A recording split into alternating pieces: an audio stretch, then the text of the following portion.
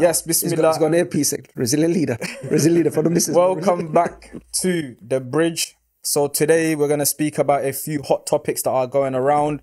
One of them being the cancel culture.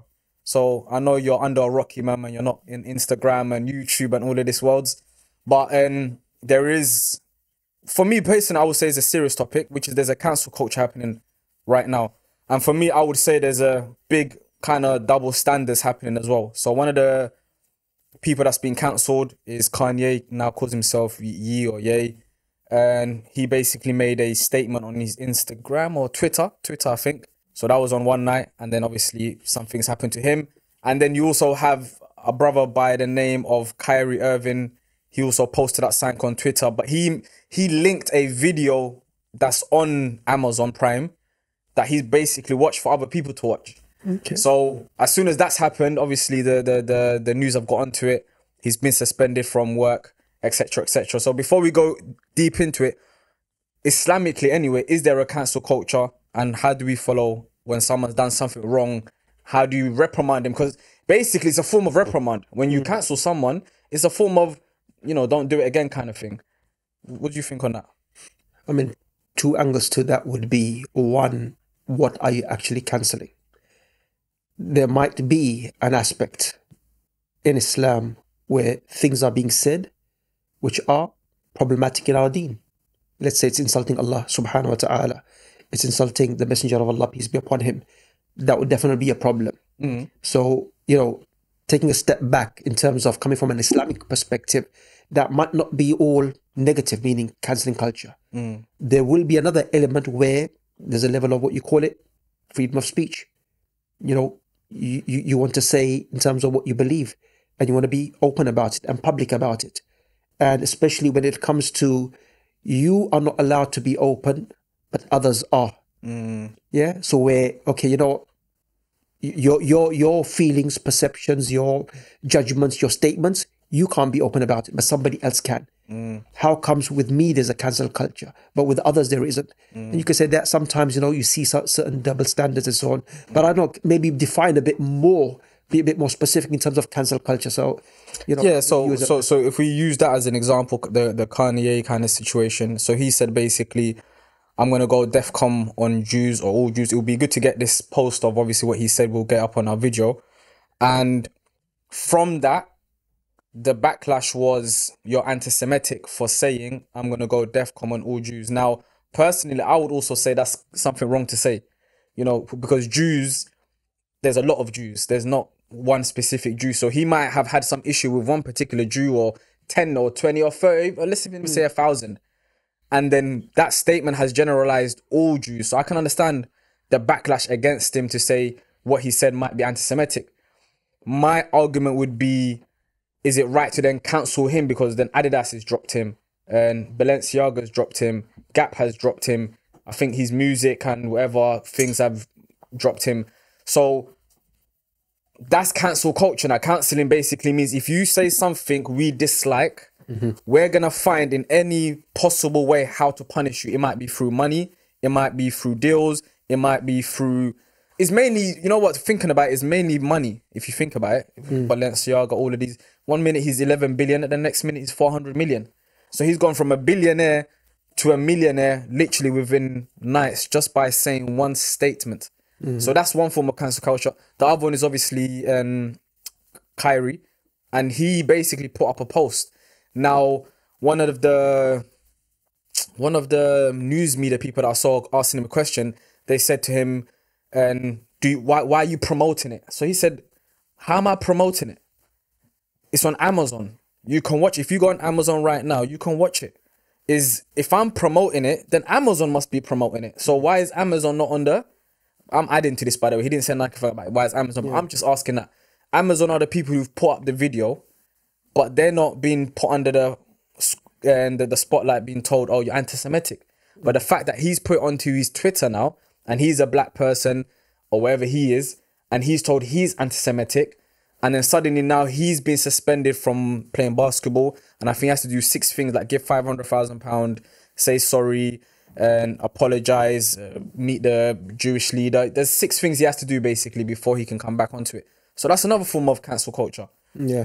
that should hopefully kind of show you what I mean about as soon as you say something against a particular type of group, you're seen as anti-Semitic, or you're seen as maybe even racist. You're then cancelled, or you're beaten with a particular kind of stick to tell you what you're saying is wrong, and you need to come back within the fold by saying A, B, C, D. I mean, look, a few factors. I mean, would you say one is, I think you mentioned it, or you kind of like touched on it, to stereotype? Yeah.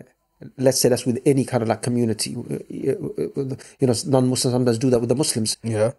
All Muslims are like this. That in itself, that's one issue in itself. Yeah, it's wrong. Secondly, the treatment, let's say, when somebody speaks about Muslims, stereotypes Muslims in a negative way, we hardly see the cancel culture for that. A person will still be promoted. Earlier on, I think you mentioned, is a guy named True Geordie?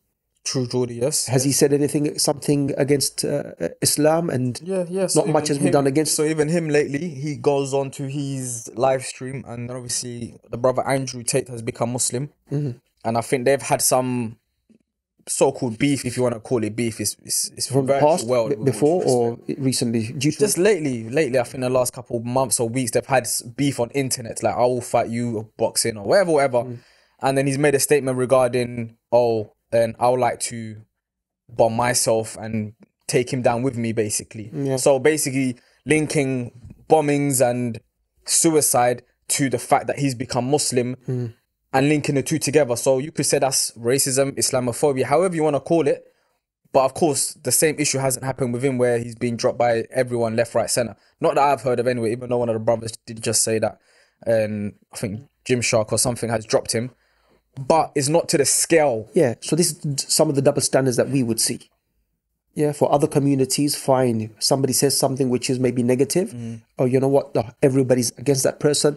The person will see the impact of his or her words, through, like, as you mentioned, financial kind of like, reasons and so on.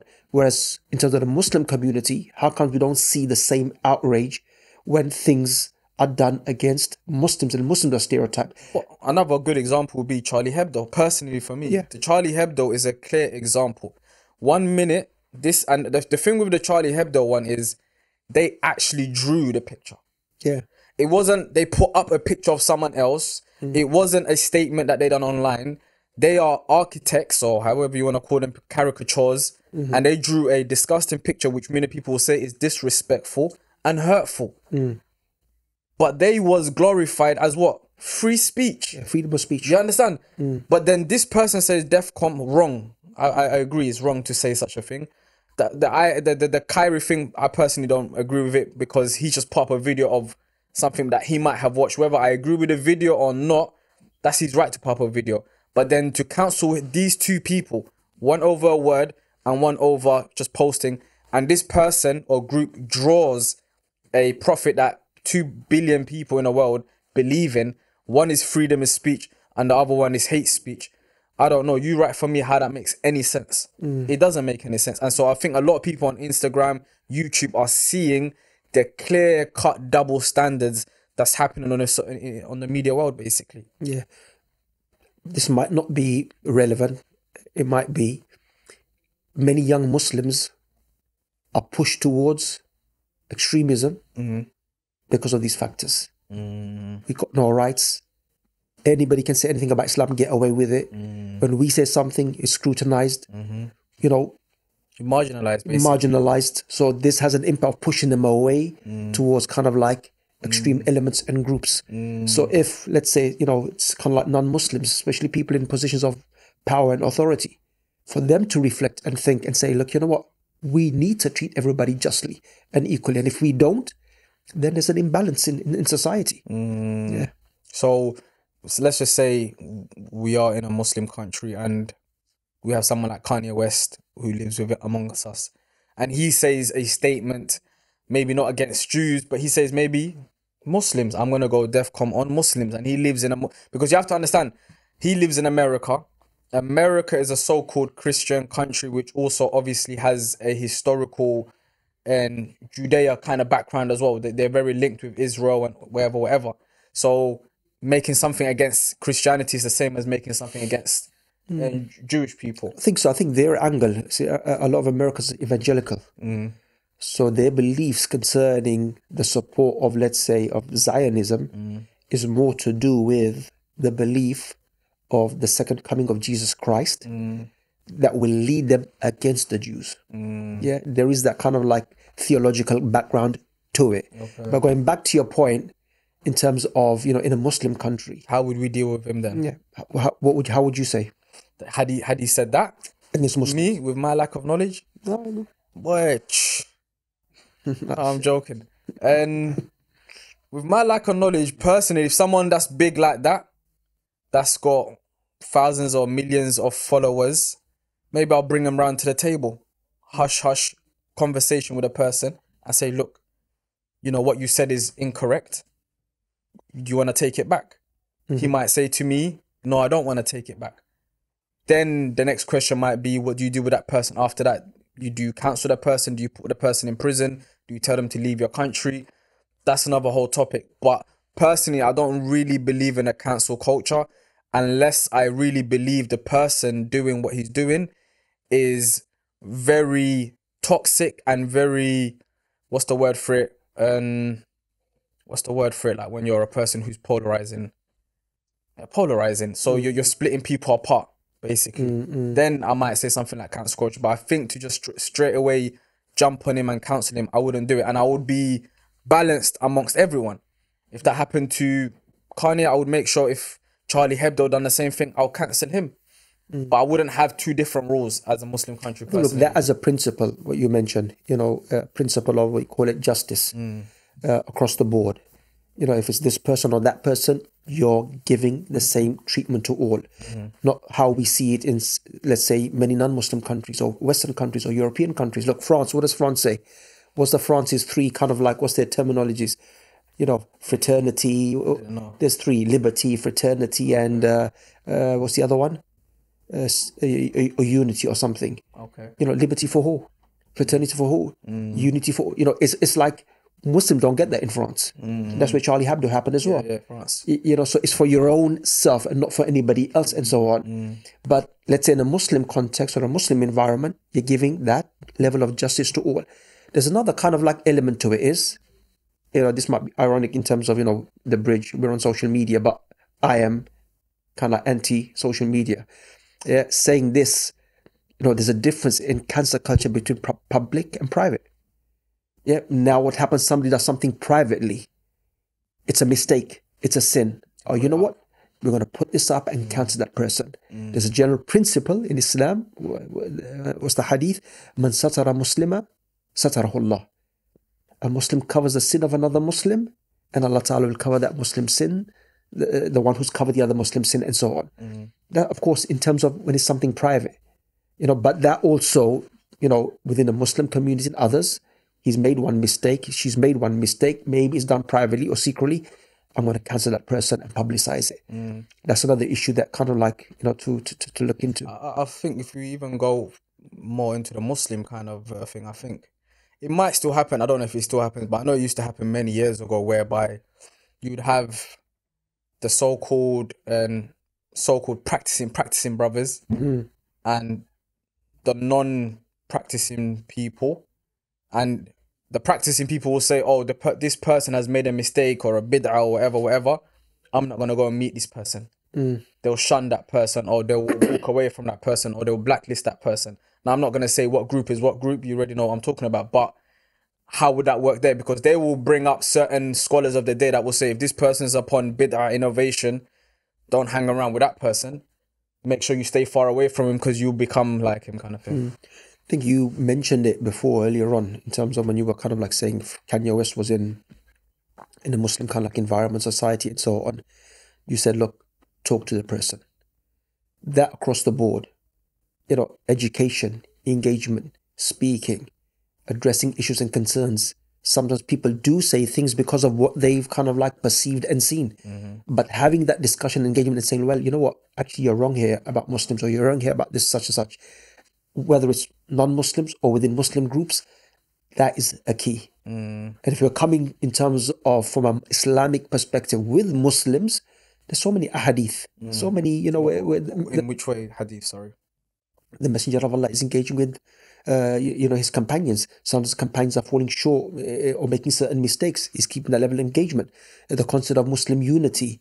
Yeah, وَاعْتَصِمُوا بِحَبْلِ اللَّهِ جَمِيعًا. Keep together with the rope of Allah Ta'ala. Al-Muslimu akhul Muslim. The Muslim is a brother and a sister of another Muslim. So many kind of texts. Al-Mu'min They'll tell you, why am I going to be united with a bid'ah person going to hellfire? Because number one, person is still a Muslim. Number two, in terms of going to hellfire, that's, you know, that's a judgment for Allah Ta'ala, especially pertaining to Muslims. Number three, even if I feel or we feel that person that he's making a mistake, shouldn't there be a level of engagement to rectify that person? The Messenger of Allah came to mushrikeen, pagans in Mecca. What was his approach? Yeah, how did he approach them? And these were kind of like, you know, people who are committing shirk with Allah Almighty and so on. Okay. Another angle with that also, with the whole, and I know one of the hadith you just said was with regards to, you know, when a Muslim sins privately, then you cover that person's sin, right? I think a lot of conversations that's had sometimes is that there's a lot of sins that happen within Muslim communities. And to be fair, there's other communities that I chat with, whether it's the Jamaican community, the Nigerian community, and it's similar. So something bad might happen. Let's just say, for example, some form of sexual assault between a family members or something happens.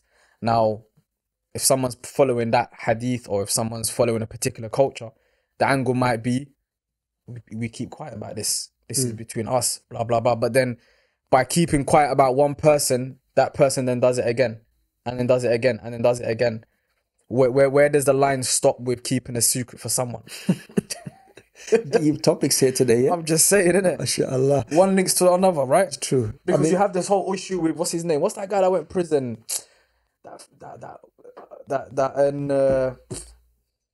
Director from where? America, the one that went to prison, touching up all the girls, the Me Too whole thing. Oh, you're talking about the Harvey Weinstein. Similar with that. Okay. So he's there playing the fields, doing this to one person. Like, people are keeping it a secret. Yeah.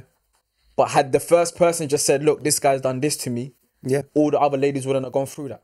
Yeah. I mean, look, important points there. Yeah, in terms of, and this, of course, Islam. It's not like a dawah kind of like podcast, but it is a solution for everything. And it brings justice, real justice for everything. So in that kind of like a topic, there's difference between a personal sin and a sin that affects others. Yeah, a person might be doing sin between themselves and only Allah Ta'ala knows. You become aware of it, okay, and now you want to publicize it. No, that's between that person and Allah Ta'ala. This person's sin is affecting others. He's killing someone. He's harming someone, or she. He's abusing someone sexually or physically, or she, and so on. That's different. That's having an impact on others. Yeah, and when it's having an impact on others, it needs to stop.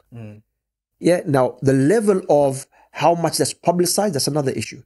Should it just be within people that he's wronged and oppressed, or she, and so on? Or should it be at a wider scale?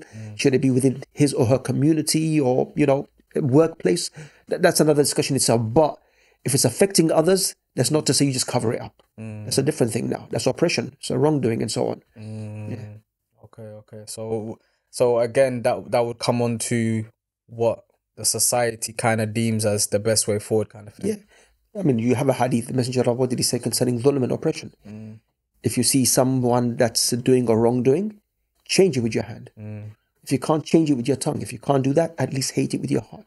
So if you've got the means to stop it with your hand, or your tongue, that's the means. You stop that oppression, stop that wrong, because it's affecting others. Okay. I think we'll leave it with that topic. Another topic that's obviously all over social media and a lot of people are talking about is the brother Andrew Tate has become Muslim. And he's another polarizing character. Many Muslims like him, many Muslims don't like him. I think I've even heard on one of the social media, someone said, "I'm going to leave Islam if he becomes Muslim." So he's entering into Islam and someone's leaving Islam because of his characteristics. So how do you deal with someone who's polarizing, comes from a Jahiliyyah that's very...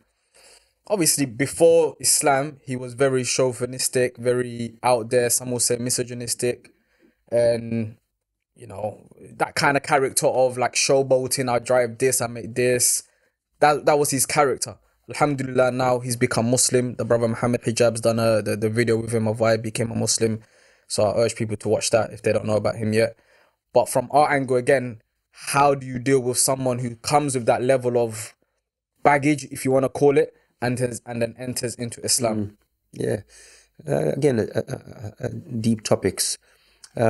One would be, that first statement you mentioned.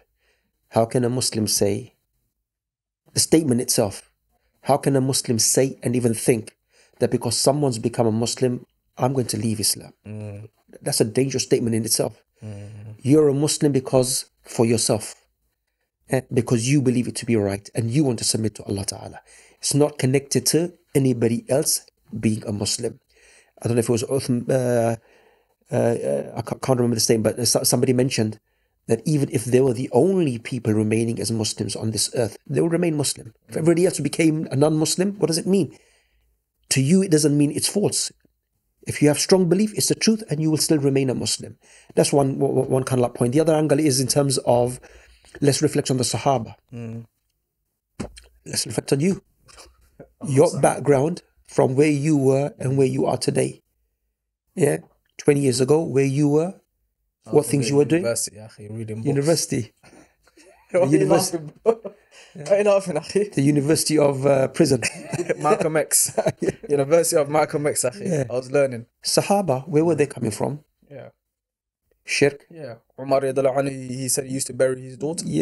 So all of the vices and the sins, they were drinking, there was, issues of zina, there was issues of course, the greatest sin, shirk, associating partners with Allah Almighty, and they accepted Islam. So everybody deserves a chance. And of course, what did the Messenger of Allah say when it was one of the companions, Amr ibn al-As? He said, "Oh Messenger of Allah, you're the most hated person to me. Now I've become a Muslim. What now?" What did he say? Islam wipes away everything. Yeah, so, so whether it's Andrew Tate or somebody else, they need to be given that opportunity and chance. It's not to say they weren't mistaken before with certain views, and it's not to say they won't have certain views which are mistaken now. Alhamdulillah, a person's on the journey to rectify and change themselves. What's your view on that? What's my view on the fact that he's become Muslim? And what people are saying and so on.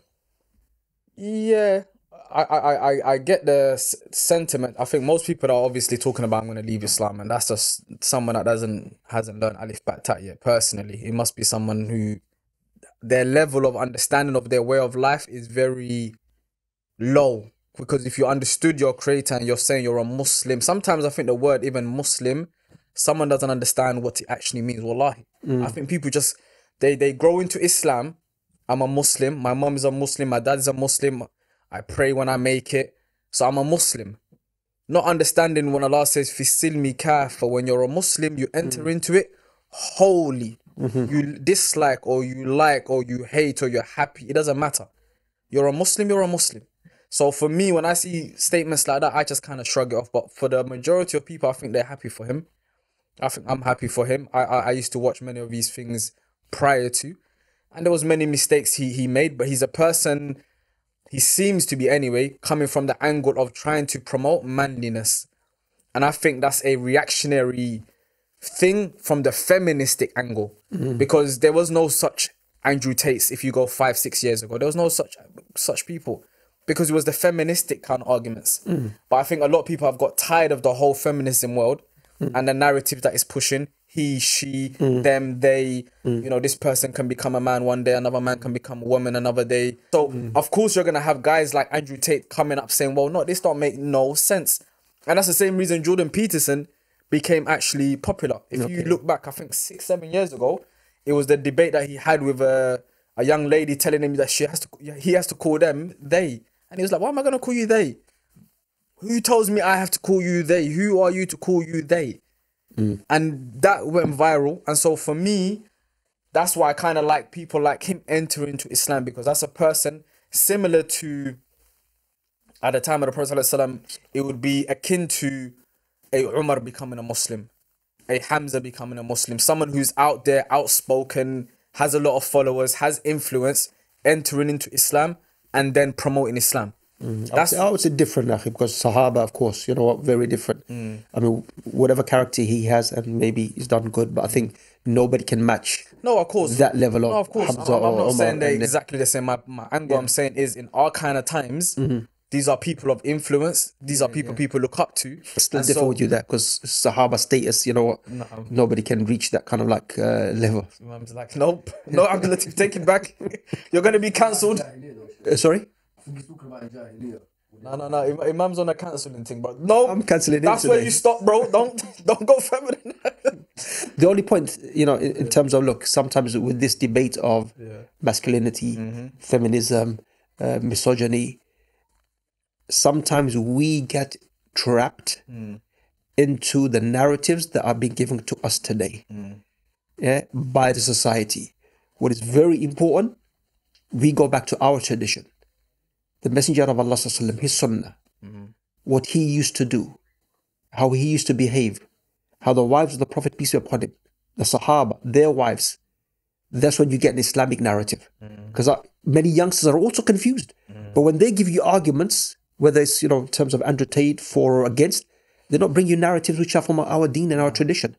Very important, we go back to the tradition, Akhi. The Messenger of Allah, ﷺ, how was he in the home as a husband? Yeah, and that's also my worry, that sometimes we are taking narratives which are also un-Islamic just because, okay, it seems to be okay. Yeah, some of the things that the Prophet ﷺ done, some, because now the arguments you have on social media and all of these is that you have beta and you have beta and alpha. Yeah, beta is someone who's like soft and you know, and he gives to his wife whatever she wants. Abdul Latif, yeah? And you're the alpha, yeah? Yeah, the alpha, man. But yeah, so you have the beta. So while linking it to is, if you follow that narrative, and as you're saying, you're falling into the trap, you could even say that the Prophet ﷺ was beta. In that argument, because what did Aisha radiallahu anha say? He was in the service of his family. Whenever he came home, he was in the service of his family. But remember, when they bring you these terms, there's also a kind of like social makeup behind the terms. And that's why even to sometimes use these terms, kind of like a bit dangerous. Yeah, we're not going to say the Prophet is this and this. He is Rasulullah, the best of Allah's creation, the role model for us that Allah Ta'ala gave us. We're not going to use this term, alpha, or that term for him, sallallahu alaihi wasallam. Yeah, and I'm sure he's none of them really. Yeah. It's a mixture of all of that. Yeah. No. I was like, I'm going to cancel this guy. Can we cancel Abdul Latif? I think we have our own thing. He's a sunnah. The bridge is cancelling Abdul Latif. No, but look, all of these words, even though they're coined by these people, what they're trying to explain in essence is within the Prophet ﷺ. So what I was trying to link into that is some might class what he was doing as beta, but then there's so many other of his characteristics as alpha. So which one is he? Is he beta or is he alpha? The Prophet ﷺ was all of that, is what I'm trying to say. Or none of them. Probably he's none of them. Yeah, this is what I was. It's none of them. He is Rasulullah sallallahu alaihi wasallam. He's above that. He's above that. He's above that. In characteristic terms, you can't just put him into that box. Yeah. He's not an alpha, no, he's a beta. He's that and more. Yeah. Or he's that and And the that same and less. going back to the Hamza and Umar. Maybe the Jahiliyyah was similar. But what they became, akhi, no. It's not the same. Definitely not like Andrew Tate. Come on, these guys were, that's it. This is the peak of sacrifice and the peak of goodness and khair. Yeah, so don't say it again. don't say it again. Definitely getting cancelled. As soon as the camera comes, Abdul Latif, akhi, please. No, I hear you. And I think it's true that a lot of Muslims are falling into the trap that has been put with us from the feminist world, from the so-called manosphere, they call it now, and where many people are falling into, you know, and the Andrew Tates of the world. What do they call it? The manosphere. So the new terms. Yeah, this is what they call it, man. The manosphere is a place just for men. No women allowed. We talk about men issues but what I'm trying to show you is that this is it's an issue of the West. I'm telling you, it is not an issue of if you go Africa right now and you go into the deserts. Ain't no one talking about alpha or beta or any no, but you know issues. what? It's influence, and this is the thing. Social media is eventually going to reach there. Yeah, this is what's going to happen. Yeah, and this while there's positives in it, in the social media and technology, but the negatives starts affecting communities, societies in a negative way. Divorce rate in Muslim countries. Saudi Arabia has a higher divorce rate now. Okay. Very high. Last 5-6 years, everything. Didn't they do Halloween this year? Yes. Was you there? Do you want to go Umrah, Yahi? Was you there? I know you was there. I want to go Umrah, yeah. So just. I'm just saying, I know you was there at a similar time though. Yeah, I was in Mecca. It happened in Riyadh or something. You didn't take a train over there just to check it out. No. Huh? I'm sure I saw a Khamis in there with a mask. It couldn't be you, Akhi. Huh? But what is the angle? Because I know you're saying it's reaching all over there. So is your angle when it comes to social media and all of this, don't use it then? No, I mean, you can't avoid it, Akhi. The only thing is, it's like providing an alternative. It's there, youngsters are using it, Muslim youngsters, but a lot of it's negative. Is somebody able to provide something which is positive with our narrative of Islam? So should your angle be, if you're not using it for business, if you're not using it for da'wah, charity, don't be on it? Business, charity, da'wah. I mean, you could. There's entertainment. But can you say, look, there is halal entertainment? Yeah, you got Muslim Bilal, Muslim Bilal in terms of, Nasheed, he's got an event coming up, which inshallah, we should try and make it, inshallah. So that's if it's being used for that kind of like sphere, I think that's positive. Other than that, the negatives outweigh. Look, I think that it's gone. You're already there. We're just past that stage where we can have a discussion of should we or shouldn't we. Youngsters, that's everybody's life now. Yeah, the bank account, everything is on the phone, and it's all kind of like that way inclined now. The Dajjal system is here. No comments, Akhi. And I think we'll finish it right there.